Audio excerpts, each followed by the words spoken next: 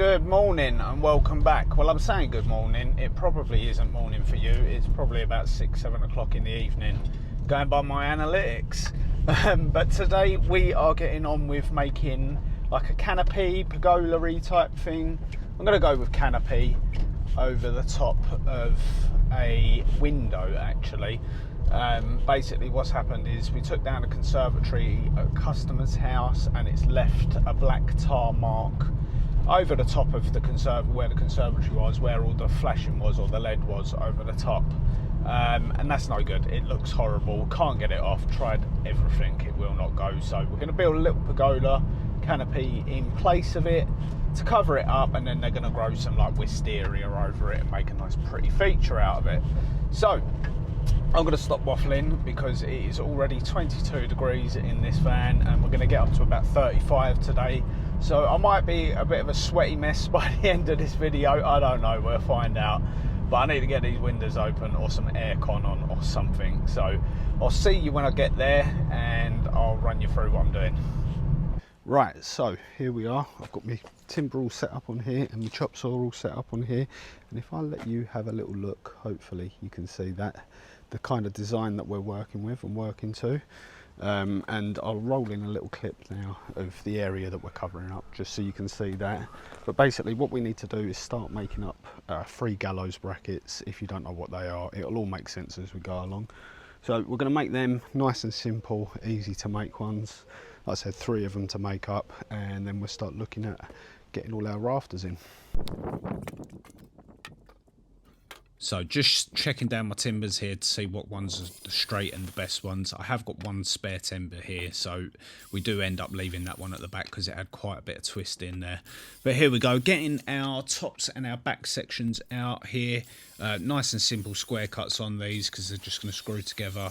But then these ones are the ones that are going to be a little bit more interesting to get in. Now obviously we've got 45-degree cuts on these, but then we need to do an additional back cut on these as well, just to make housing a little bit easier so that we don't need to do a housing joint. You can see I just pointed there and I'm cutting them now, just so we don't need to, the housing can basically go down square rather than having to do an angled housing, which is really hard. But there we go, marking out for my little housings now, or mortises, whatever you want to call them. I suppose they technically are mortises, but we're going to call them housings for now. Just getting it all squared off, and then we're going to jump on the router and take the bulk of the material out. We're only going 10mm deep. It doesn't need to be a lot, it just needs to have somewhere to recess in, just to transfer that weight down and back towards the wall. That's the whole point of the gallows bracket at the end of the day. It just means that you transfer whatever weight's on top back to the wall where the main loader can be. So like I said, we're taking 10mm out here just with the router. I did it in 2 passes, although I'm only showing 1 here just because you don't need to be seeing me making a hell of a lot of sawdust. And then we're going to chisel it all out, which was not fun, I'm not going to lie. If anyone's tried to chisel out a housing in this pressure treated 4x2 stuff, it splits like mad. You need to have seriously sharp chisels, which I did not have on the van at the time. Surprise, surprise. I've been abusing my chisels recently, and they've been used for scraping and all sorts. So we got there in the end, but I definitely need to have a little sharpening session. But there you go. You can see that housing just working its way in now. The back is still square. It doesn't matter because, like I said, we're transferring weight down, not up. So 2 screws in the back, just gonna cinch everything, pull everything up tight, and then obviously we've got the glue in the joint as well, so all of those things together wouldn't be strong enough.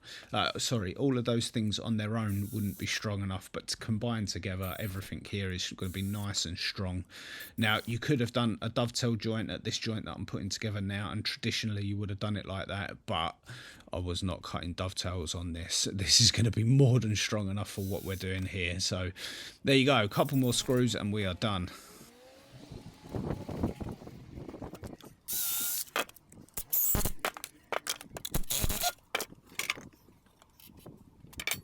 Okay, so first gallows brackets together. Now, a little confession, I completely forgot I wanted to put a chamfer on these corners, so I'm going to do that now quickly. I'll show it on camera, but yeah, I just wanted to knock that off just so it's a little bit of a nicer detail. But all in, that's a good solid gallows bracket, and it's not going anywhere because we've housed these in all of that weight's transferred down properly. Now, arguably, you could just screw these together if you're not putting a lot of weight on, but you know, we like to do things properly around here. So I'm gonna knock them corners off. I'm not sure how I'm gonna do it on this put together one yet, but I'll show you how I should have done it, and then we can look at getting these on the wall. Okay, so yeah, I figured out how to cut it on the longer piece, but here you can see me on the ones that I haven't put together yet, which is nice and easy to do. Just taking that 45 off, and then we're going to be doing the big one. Now, I did manage to do it on the bottom section because we had a lot more material to play with, but then this one I had to get creative, so I went down as far as I could and just used the chisel just to finish that joint off, and it actually come out really well. I was really pleased with it. Now, on the back of this, you would normally use a bit of DPC. On the van I had flash banding, so that's what I used for this, which is well overkill, and to be honest I would not use this again. It was a sticky mess and it was a pain in the bum. Very good for the job arguably, but well overpriced and not the greatest thing to work with, as you can see here, but bit of DPC in future. Right, so that is all our gallows brackets. I don't know if you can see them together.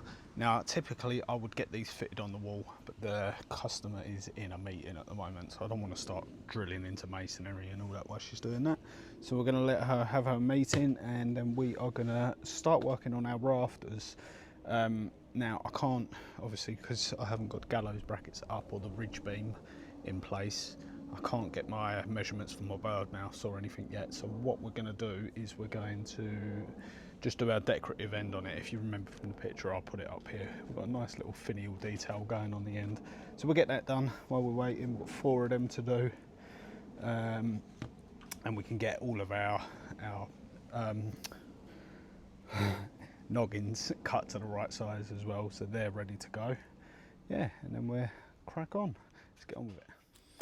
So I just made up a little template just because it was easier to knock that up on a bit of MDF, and then we cut it out with the jigsaw. Went really nice and clean, little bit of touch up with a bit of sandpaper, but nothing too drastic.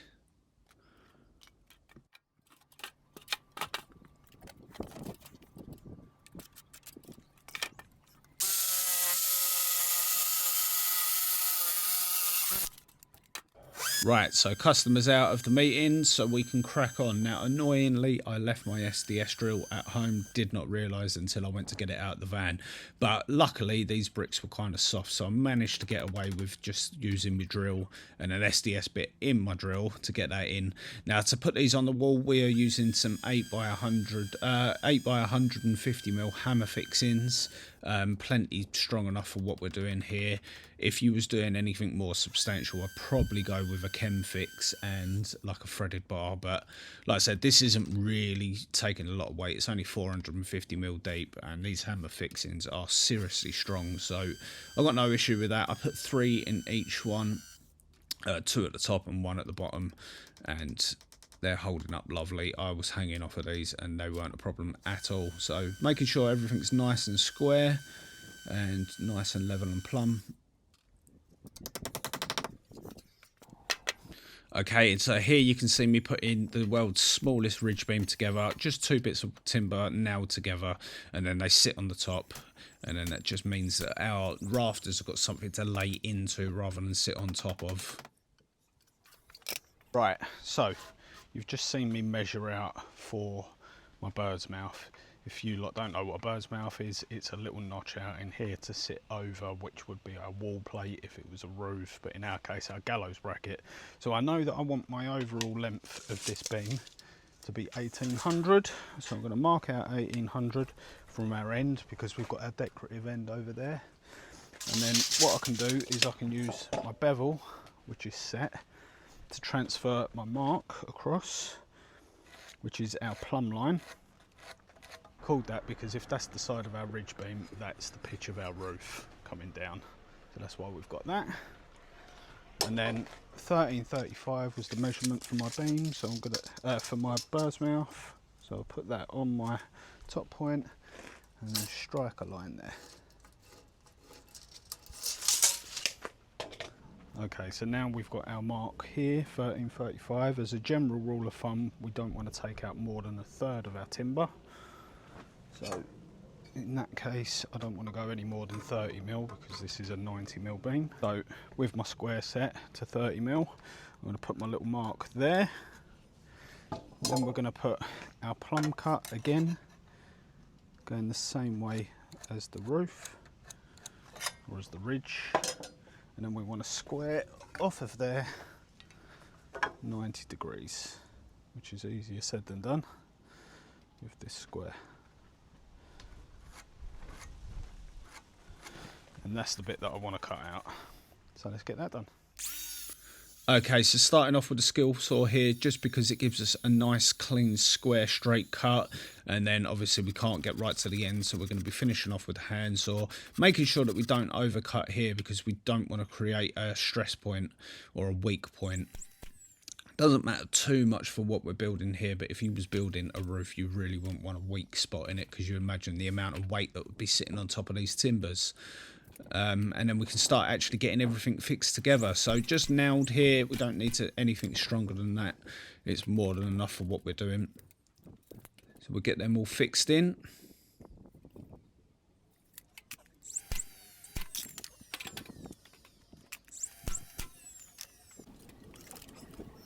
And then on with another bit of flash banding. Like I said, probably wouldn't use this again. In theory, it's brilliant for the job, but in practice, it's a pain in the bum to work with. So yeah, a bit of DPC and some staples, you know, the way that it's normally done would have been perfect. But hey ho, you live and you learn. So we won't be using this again.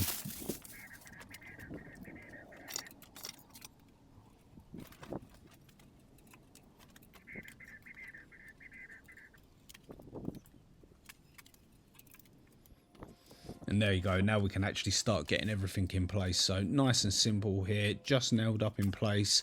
Start off by doing just a little spike here and there, and then I'll go around afterwards at the end and actually get everything permanently fixed together. But we are really on the home straight now. There's not much more to do to this. There is another process after this that I've got to do, but it's really starting to take shape. Like I said, I would have preferred to have had it centralised over that window, but we had to cover up. The whole point of this was to cover up the black tar-like stuff on the door, so we had to work with what we had. But I think it looks nice, and it's centralised to them two lights, which is the main thing.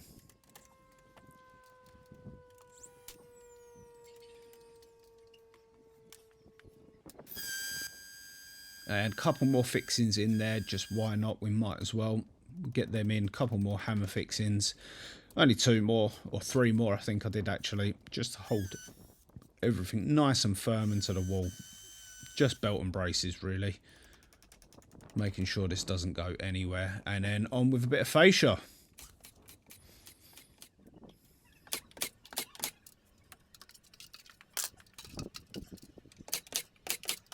Well, there you go. That is the job all done. Now, I know I haven't shown you what it looks like fully, but I will show you now. The customer's over the moon with it. I'm really happy with it. I think it came out really well for what it is. I know it doesn't line up with the window perfectly, but it was the only way that I could have built it. 1, to cover up that, and 2, because we have the 2 lights either side. But yeah, I think it came out really well. It's well overkill, to be honest, for what it's going to be doing. But you know, I like to build things properly. So there we go. If you got anything from this video at all, please hit that like button for me. It really helps me out. And hit that subscribe button for me, because 80% of people that watch my videos are not subscribed, and it's completely free, and it means the world to me, and it really helps me get recognized and keep on putting these videos out for you. So yeah, please do hit that subscribe for me so I can keep on doing this. But yeah, if you want to know how much I charge for this job, I'm going to be putting out a members only video in the next couple of days, running through all the costings involved on this, so you can go along and check that video out if you so wish to. But I'm going to leave it there, because we are now on 36 degrees. It is a scorchio. So yeah, I feel like there's a theme every time I'm in this van at the minute. I have to say I've got to dart off, because I've got to get these windows open or aircon on or something. But yeah, I'm going to leave it there. Thanks for watching, and I will see you on the next one. Take it easy.